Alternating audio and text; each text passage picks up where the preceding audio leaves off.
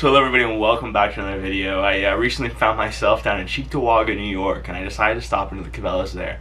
I picked up a few lures, just things that I don't see here in Canada. I think Bass Pro is kind of holding out on us. They have a lot of these XPS lures and plastics that I've never really seen before.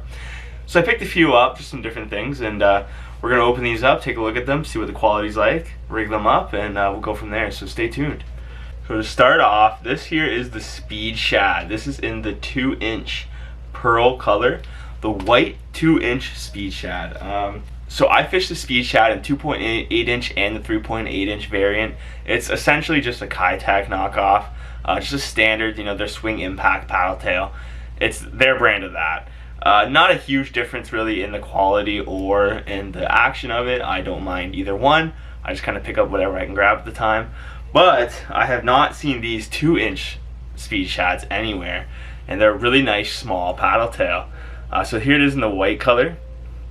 I mean, I don't want to say it's a donkey tail replacement for me, but this is essentially what I'm going to be using in the same way that I would a donkey tail junior. They're not as durable, they don't have that Elastec kind of style, but I think it'll rig up pretty nice on like a 132-ounce jig, something like that. I think the crappie will love this, rock bass will love this, and I think smallmouth bass will also chew on these things. So I'm going to rig it up, see what kind of jigs it'll match, and then we'll go from there.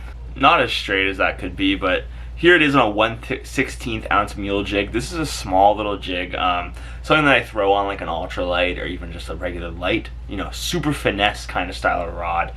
And very small jig, but I crush smallmouth on these, and this fits pretty much perfectly. Very simple to use, these small swim baits. It's kind of the thing that I tell people to start with, going from, obviously everybody starts on worms, things like that, but when you want to get into plastics, throwing small ultralight plastics can just be a ton of fun. All you have to do is just toss this out, kind of twitch it, you can reel it back into you. There's so many ways to fish it, you can't go wrong. And panfish, everything, almost all species are just going to hit this little thing. I think that is very juicy, and definitely, I'm not straight with rigging that, but this looks good. This looks good, and I think it'll be very good in the fall for just these remaining panfish. The crappie run that's kind of starting now. Should be interesting to see what I can get into throwing this on the BFS.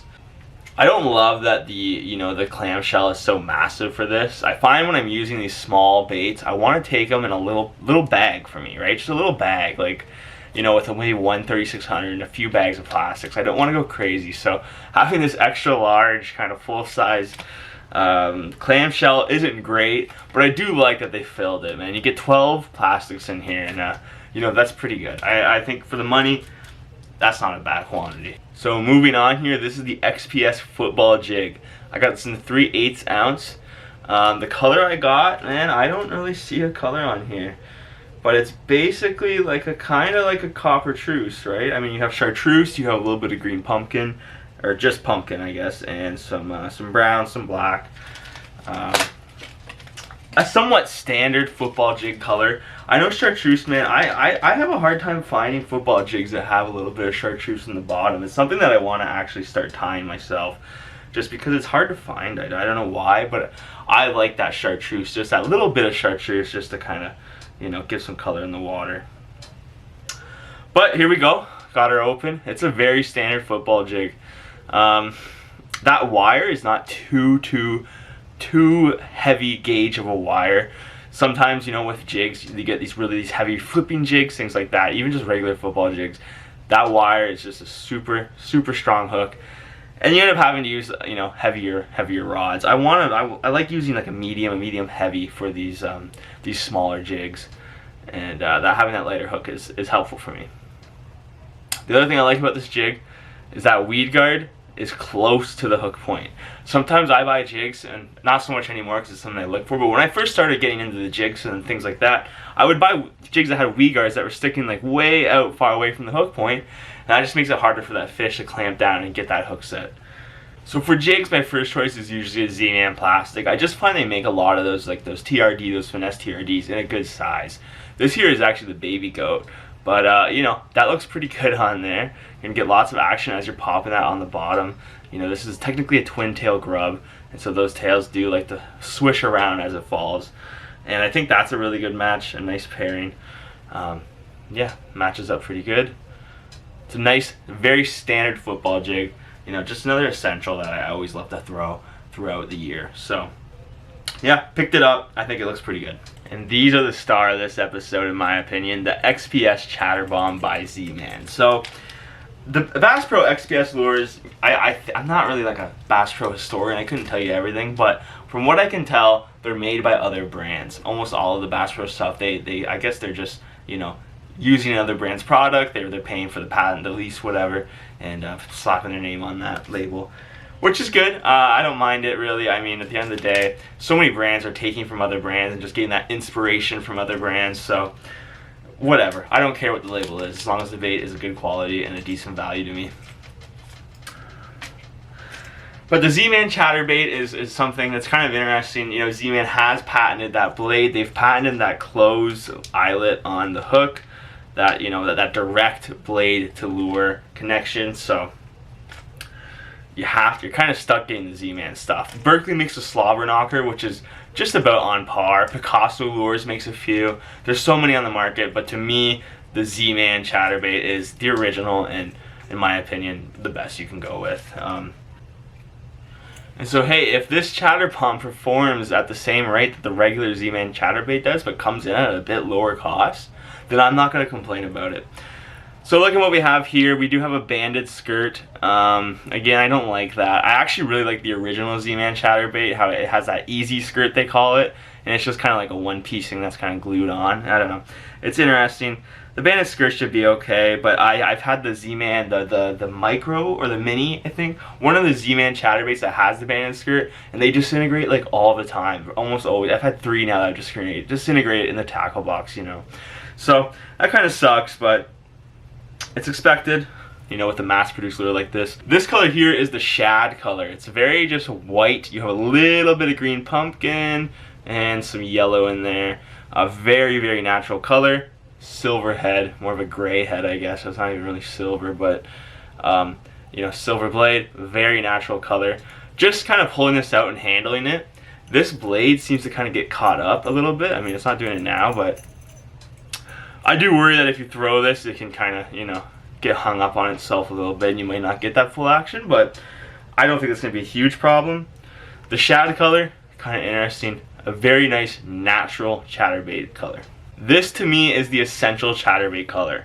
White and chartreuse. This one seems to have some black in it, but really, white bottom, chartreuse top is kind of elite to me when it comes to bladed jigs and just swim jigs and things like that in general. You cannot go wrong. This one has the gold blade there. Blade color, not something I've ever really got into. I don't find that it makes a huge difference. They make the blackout kind of stealth blades, which I think are always a little bit interesting, but silver, gold, whatever color you want to go with, I don't think it makes that big of a difference. This one here is cool. This is the coleslaw. You have a white, you have that chartreuse with a little bit of orange in it, and a white blade. White blade, I know I just said it doesn't really care about color, but I think the white is a little interesting. Something different. Is it more muted maybe? I don't know. We'll see. But yeah, these are all in the 3/8 ounce. 3/8 ounce is kind of my favorite size for bladed jigs. It's just not too heavy, but at the same time not too light. So yeah, very standard. I'll actually compare it to the original chatterbait because it looks very alike. So this one is a little beat up, but this is the original Z-Man chatterbait, the classic kind of one you can get. This isn't a full chartreuse color, but noticing some differences. Your bait keeper on this one extends a little bit longer. That lead part just kind of, you know, it just goes a little bit longer, but that's negligible. This one, the head style is a little bit different. This is a little bit of a wider, kind of flatter head. You know, this has the eyes, and it just seems to be a little bit more compact and a little bit thicker. I don't think that makes much of a difference. And of course, these blades are pretty much exactly the same. This one has a very large connection there.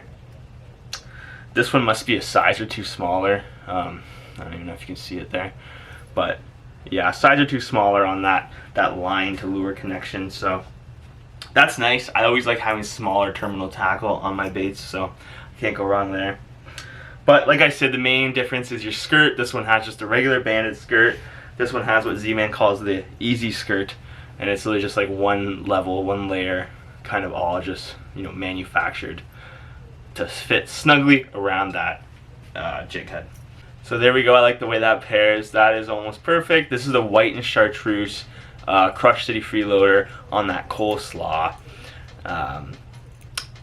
Chatterbomb. So very nice pairing. I'll be throwing this in the fall for the rest of the year here for sure. Hopefully I can get some pike to hit this. Looks really cool. That coleslaw color is a different color. I have a little anecdote for that. I have a buddy who I went fishing with recently, shout out Nate, and he threw the slobber knocker in the coleslaw color, which is a lot more orange. You know, it's a lot more orange. This is very, very faint amount of orange on the skirt there, but smallies are crushing that thing, so I decided to pick some up, and we'll see. Maybe the slaw is the way to go for the next little while here. Either way, this is a very nice quality bait from Bass Pro. Just some interesting things I found. Decided to share them with you guys. So thank you all for watching. Please like, comment, subscribe, and tight lines out there.